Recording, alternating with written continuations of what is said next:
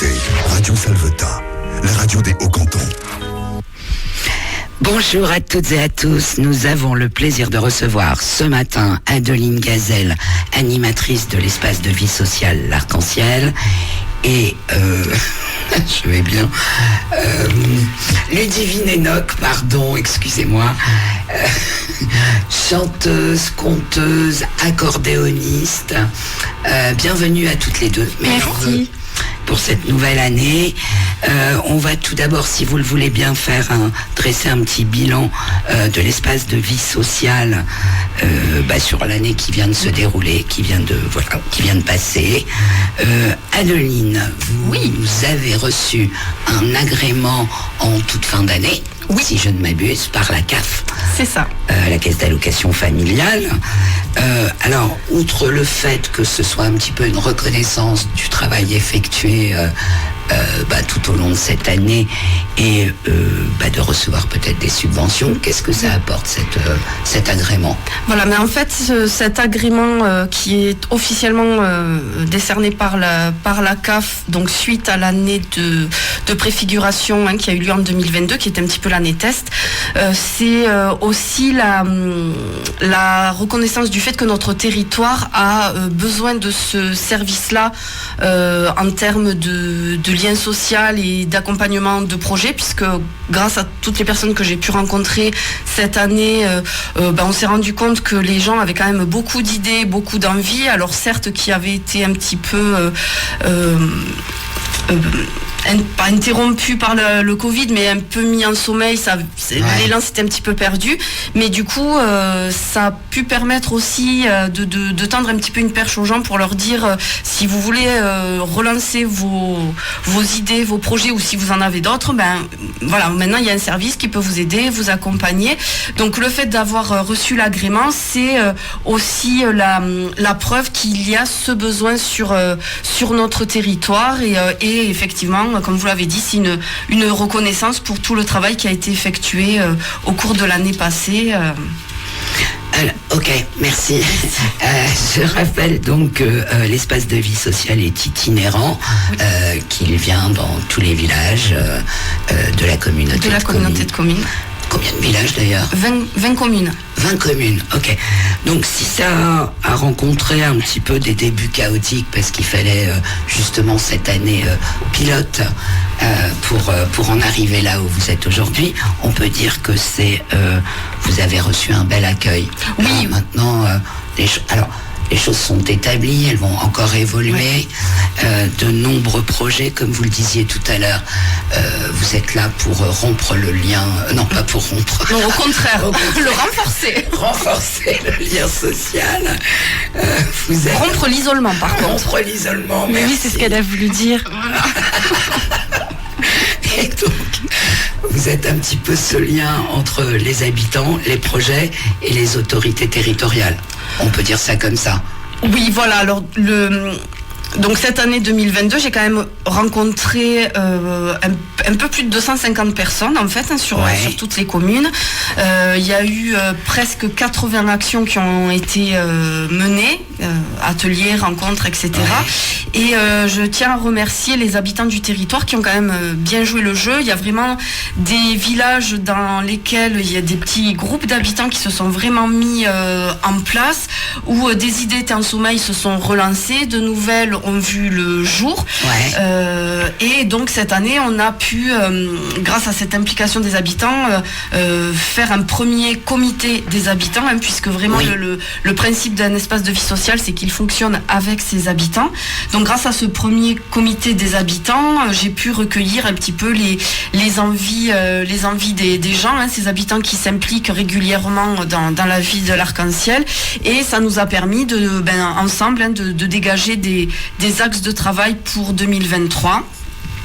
Voilà, et donc on s'est rendu compte qu'il y avait un gros besoin sur tout ce qui était parentalité, enfance et jeunesse. Et jeunesse, voilà. À partir de 11 ans. Notamment. Voilà, 11-12 ans, quand ils vont plus au centre de loisirs, mais là, il y a un gros creux. Donc des pré-ados, allons-nous dire. C'est ça, pré-ados et ados. Donc là, il y a un gros travail qui va se faire avec le relais information jeunesse de la communauté de communes. Donc voilà, ce sera l'occasion de revenir. On a plein de projets pour les jeunes. Ouais. Et donc, on a choisi de faire un gros zoom aussi sur tout ce qui est parentalité en proposant des temps privilégiés pour les parents et les enfants. Ouais. Et d'où la présence de Ludivine. On va y revenir. Voilà. Ne vous inquiétez pas, on va en parler. Donc, j'allais vous le dire, les grands axes que vous porterez cette année, et les projets notamment, sont l'enfance et la jeunesse à partir de 11 ans. Voilà, alors l'enfance, la petite enfance également, mais c'est encore et la jeunesse à partir de 11-12 ans, effectivement. Voilà, le comité des habitants, qui est un projet. Alors le comité des habitants, ça fait vraiment, ça fait partie intégrante du schéma de gouvernance en fait d'un espace de vie sociale. Ouais. Donc ensuite, tout est validé en comité de pilotage, donc après avec les élus, etc. Mais le comité des habitants, il a lieu au minimum une fois par an. Après, on peut se réunir 2 fois si besoin, puisque en fait, ça va vraiment être un comité au cours duquel les habitants vont s'impliquer, vont prendre la parole et vont un petit peu donner leurs envies, leurs idées, et s'engagent un petit peu. Alors on peut apparenter ça, si on veut, comme à un conseil d'administration d'une association, par exemple. Voilà, sauf que je rappelle que l'espace de vie sociale n'est pas une association, c'est un service de la communauté de communes. Mais voilà, il y a vraiment besoin de ce groupe d'habitants et besoin de se réunir pour discuter, justement, puisque ils vont être un petit peu les porte-parole de l'ensemble de la population du territoire. D'accord. Voilà. Okay. Donc grâce à leurs idées, leur savoir-faire également. Par exemple, il y a aussi un axe qui a été très mis en avant, c'est tout ce qui est santé, bien-être et tout ce qui tourne autour de la nature. De la nature. Puisque là, on a quand même des habitants qui ont des connaissances, qui ont des compétences et qui se proposent d'eux-mêmes d'animer des rencontres et des ateliers aussi. Cosmétique naturelle, sorties botaniques. C'est très prisé ça. Ouais. C'est très prisé. Donc c'est bien-être, nature et baby yoga.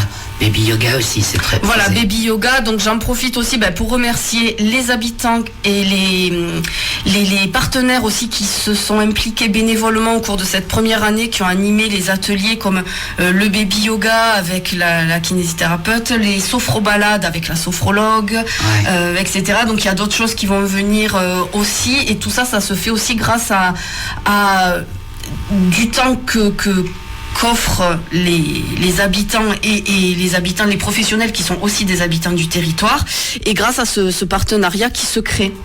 Vous avez ouvert une nouvelle séquence, si je puis dire, les papotés. Voilà. Alors, parlez-nous des papotés, parce que moi le terme me séduit, donc parlons des papotés.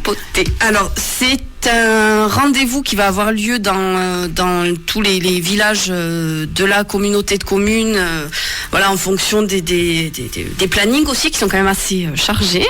Mais c'est des après-midi que je vais proposer aux habitants, justement pour venir boire un thé, un café. Là, on va en profiter pour partager la galette des rois et des reines. Et oui, bien sûr, ne nous oublions pas. Non, galette des reines en premier même. Galette des reines en premier, si on est cohérent. Et donc l'idée, c'est que les gens viennent un petit peu comme au café avant, mais viennent passer un moment, discuter avec d'autres personnes, et en discutant, peut-être réfléchir à des projets collectifs, des idées.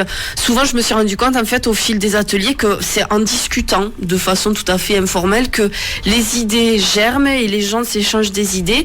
Donc là, vraiment, l'idée des papotés, c'est de leur montrer ou de les accompagner dans les idées qu'ils pourraient avoir en discutant.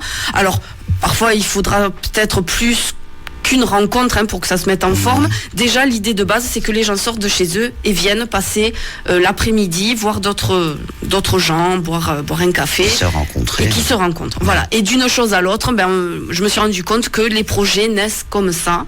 Donc les premiers papotés vont se faire là. Donc cet après-midi, je devais aller à Escroux, à côté de Vianne. C'est reporté au 31 janvier. Okay. Voilà, donc ça a été, les habitants sont prévenus, pas de soucis. Donc si tout va bien, vendredi, ça se fera à Cambon et Salvergue.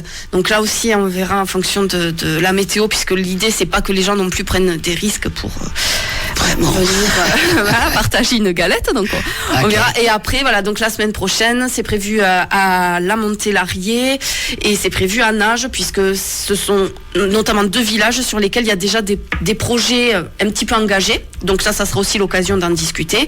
Et puis, mois de février, donc le planning n'est pas encore sorti, mais ça ne saurait tarder. Il y aura un papoté à la Salvetat. Très bien. Voilà, vous aurez l'info, vous pourrez partager. Voilà, la Salvetat et les autres villages. Petit à petit, on va faire tous les villages. Qui est à l'origine de ce nom? Je l'adore, Papo, été, bravo Adelino. Ce jeu de mots. Ah ouais, mais je l'ai bien papoté, Papo, été, THC. Super, j'ai kiffé. Voilà. Merci. Je l'ai trouvé très chouette. Allez, on va passer à toutes les deux. Vous avez un projet commun, mesdames, mesdemoiselles. Donc, Ludivine Enoch, je le disais, vous êtes tour à tour chanteuse, conteuse, accordéoniste. On vous voit régulièrement déambuler dans le quartier haut de la Salvetat-sur-Agou en chantant, en dansant, en contant, telle une passeuse d'histoire sur le festival de poésie sauvage de Jean-Marie de Crozal. Comment ça vous arrive tout ça? Pourquoi chanteuse, conteuse? Comment vous êtes tombée dedans? Alors j'ai commencé quand j'avais 18 ans. À la base, je voulais être professeure des écoles et je suivais des études de lettres modernes à l'université de Pau. Oui. Et c'est au cours de mes études, je me suis mal vue me projeter finalement dans ce métier, en tout cas dans un premier temps, avec l'enthousiasme de la jeunesse. Il me semblait manquer de la fantaisie qui, moi, m'appelait dans la vie. Et j'étais souvent à refaire le monde avec des amis dans un endroit qu'on appelait le patio, avec l'option machine à café, vous voyez. Ouais. Et là, en discutant un jour, un ami a prononcé le mot conteur. Et ce mot m'a fait comme une décharge de poésie et a mis un mot sur toutes les ambiances qui m'habitaient, et ça semblait englober toute une part de moi qui était un peu tapie dans l'ombre et qui n'avait pas vraiment qui n'avait pas la lumière sur elle. Et donc ce mot prononcé a été un changement radical dans ma vie. Parce que du coup, j'ai été faire des recherches sur le conte, les conteurs. J'ai vu que c'était un monde qui existait. Ouais. Et donc, je me suis empressée de partir à la rencontre de ces personnes qui sont devenues en fait des collègues maintenant, qui sont des conteurs que je côtoie, avec qui j'échange. Et tout a commencé comme ça. Merci. On dit de vous que vous faites, que vous êtes très... que vous êtes très attentive à tout ce qui se passe autour de vous, que vous faites d'un petit rien un grand tout. Qu'est-ce que ça veut dire? Alors, c'est vrai que ça peut être une façon de voir le monde. C'est vrai que c'est en partie une des choses que j'aime faire, c'est de prendre un petit détail de beauté et le grossir pour le montrer aux gens et en montrer toutes les étincelles, c'est vrai. Comme le regarder à la loupe, en fait. Oui, j'aime beaucoup jouer avec ces perspectives différentes, en fait. Quand quelque chose, la réalité nous semble fade et désenchantée, capter le petit détail qui va faire briller tout ça et qu'on s'en rapproche. Et voilà. Et l'inverse est vrai aussi, quand un petit détail nous chiffonne et prend trop de place, dézoomer en fait pour voir à quel point tout le reste autour est beau. J'aime beaucoup jouer avec ces différences de perspectives et m'en accommoder pour servir la création et faire rêver les gens. Ok. Vous êtes quelqu'un de plutôt positif. J'essaie. En tout cas, je pense que les positifs, les optimistes ont raison et les pessimistes aussi. Mais c'est en étant ensemble qu'on a peut-être une version on a une version plus objective du monde. Ouais. Quand vous vous levez le matin, que vous regardez autour de vous, c'est beau. C'est comment? Ici, on a de la chance quand même. Ouais. Ici, on a de la chance. Chaque matin. Je pense que là, je serais quand même difficile de trouver à redire sur notre environnement autour de chez nous. Quand je me lève le matin, je vois les monts de la Cône enneigés. Je vois le pré qu'il y a derrière chez moi. Parfois, j'y vois des chevreuils traverser. Donc oui, c'est beau. C'est beau.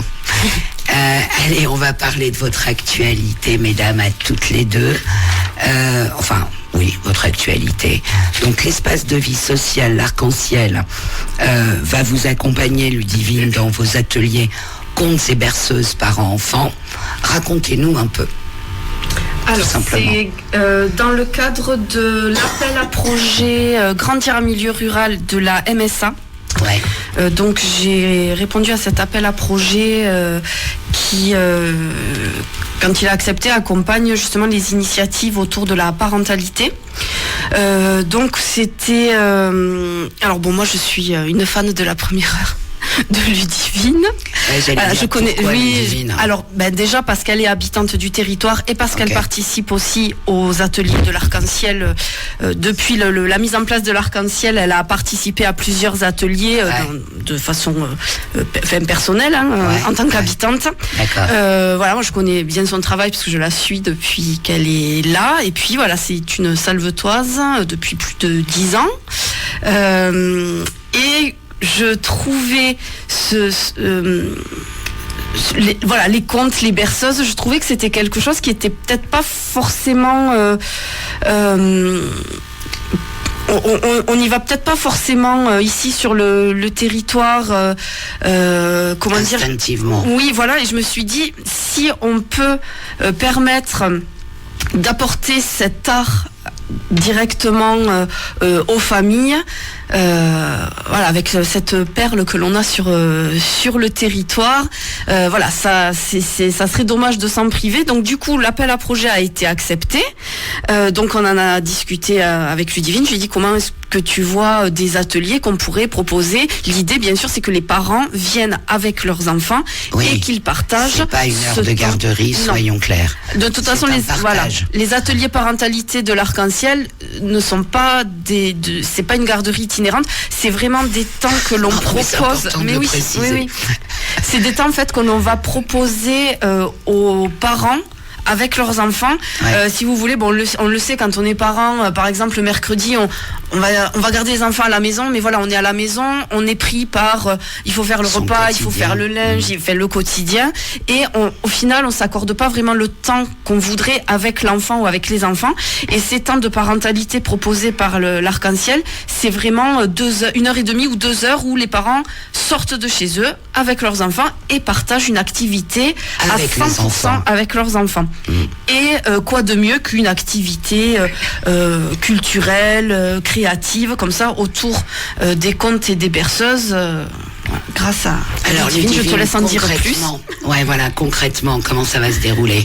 Ça va se dérouler par un temps de rencontre où, dans un premier temps, je vais commencer par conter différents types d'histoires, parce que dans le vaste répertoire des contes du monde traditionnel, il y a plusieurs types de contes, des contes qui nous expliquent l'origine des choses, les origines de la pluie, du soleil, des étoiles, il y a les mythologies, il y a les contes facétieux, il y a les contes merveilleux, et donc en fonction du public présent, de ce que je ressens chez les enfants, les parents, je vais piocher dans mon répertoire les contes que je leur raconterai dans un premier temps.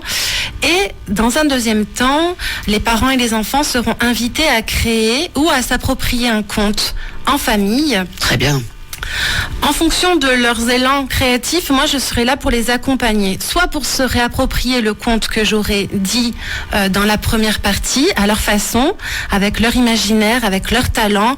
Moi je suis totalement là pour les accompagner dans la mise en valeur de leur talent et de leurs compétences. Si quelqu'un aime danser, la petite fille par exemple ou le petit garçon peut danser l'histoire, chanter des moments de l'histoire.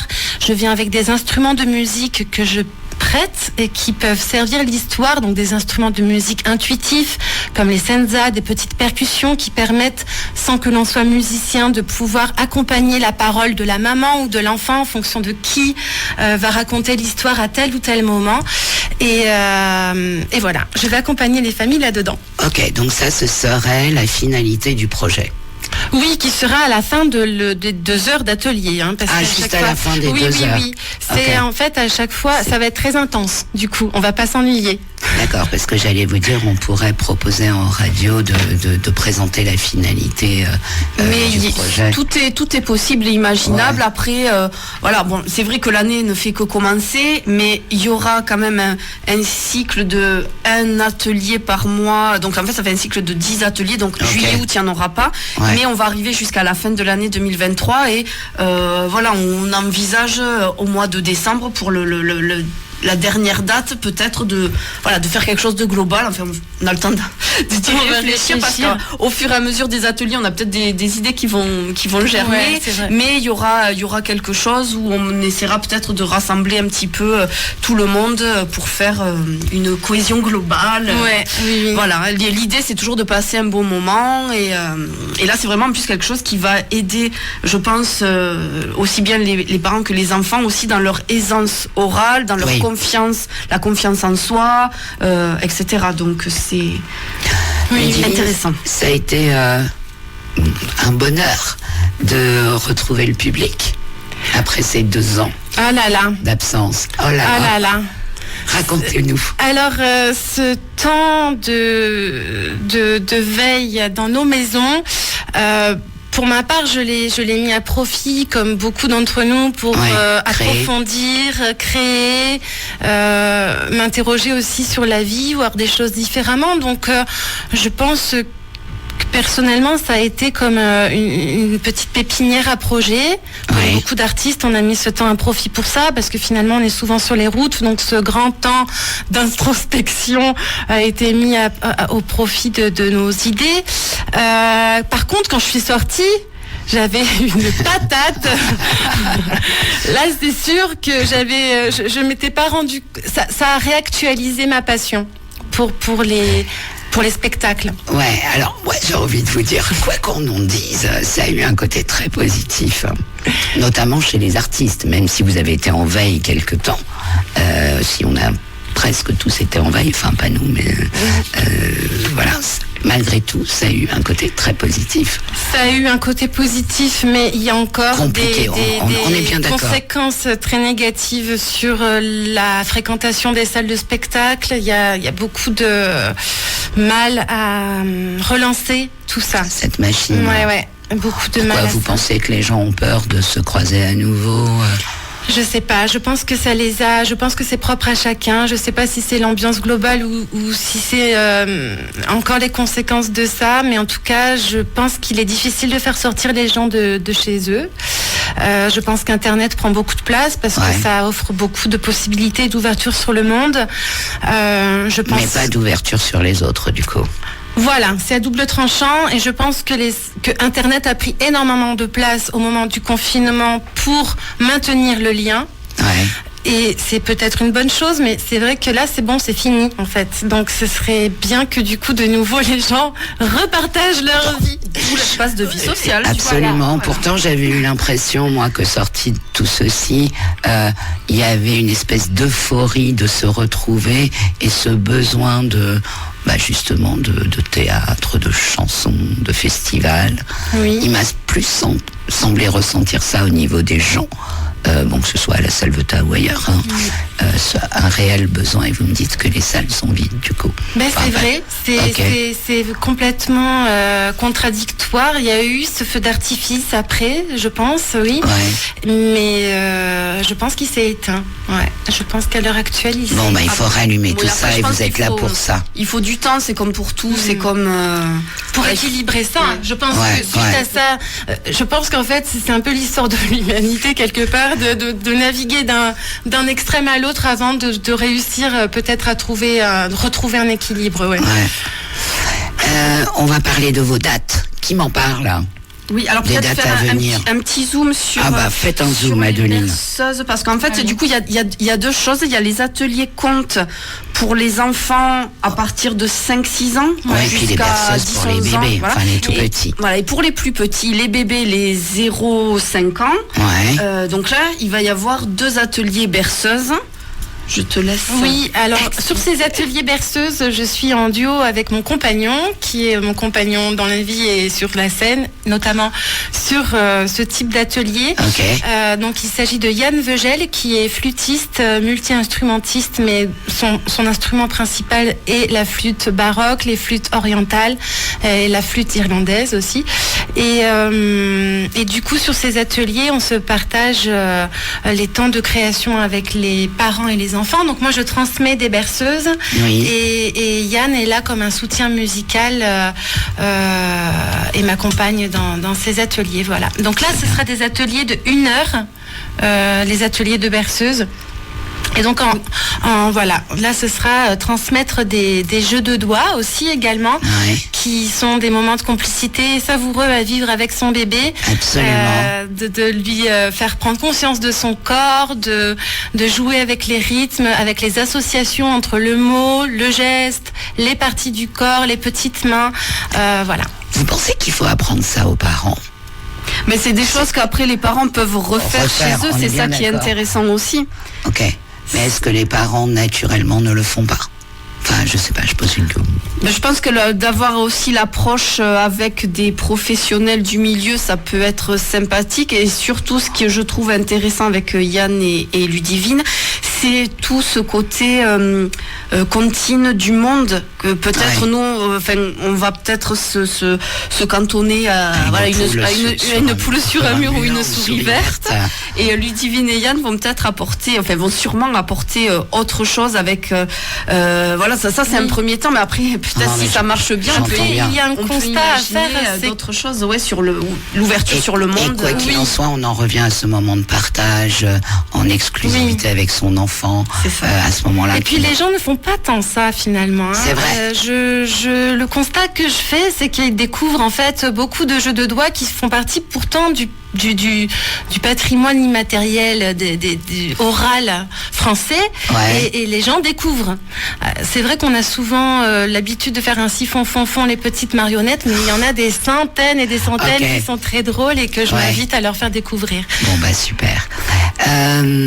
Les dates. Oui. Alors non pas que je veuille vous mettre, mais il faut qu'on parle des dates. Absolument.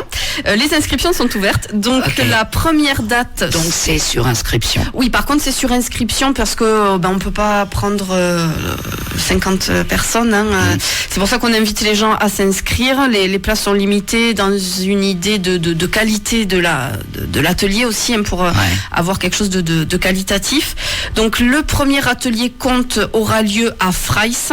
Oui. À la Maison pour tous, mercredi 25 janvier. Ce mercredi, du coup. Non, la semaine prochaine, pardon. Autant pour moi. Oui, le 25. La semaine prochaine. Voilà. Oui. Le 25 janvier, donc à 10h à la Maison pour tous. Donc ça, c'est les ateliers, l'atelier conte, donc à partir de 5-6 ans.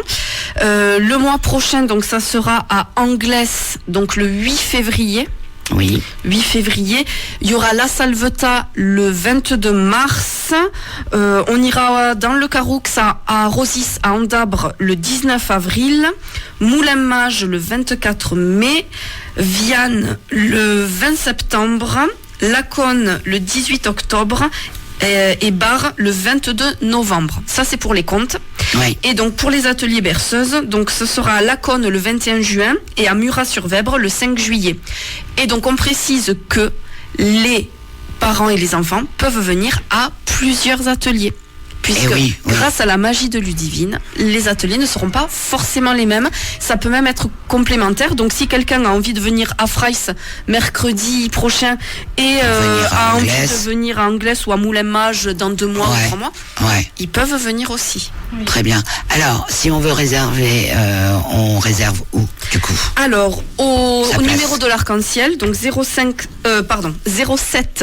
52 05 44 30, ou en envoyant un mail à evs@ccmllachelle.fr ou en m'envoyant un message sur Messenger, Adeline, animatrice EVS.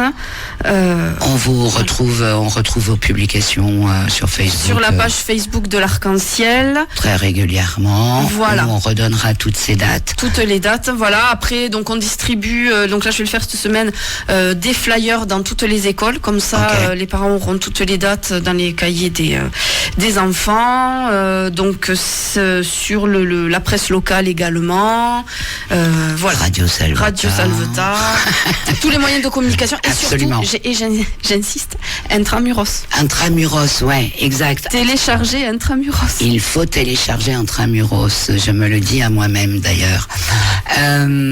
Ludivine, vous devez avoir un site où c'est qu'on vous retrouve, si on ne vous connaît pas, qu'on a envie de vous rencontrer. Alors, on peut me retrouver sur ludivineenoch.fr. Tout simplement. Ok, très bien. Qu'est-ce qu'on vous souhaite à toutes les deux pour cette nouvelle année? Qu'est-ce qu'on peut vous souhaiter?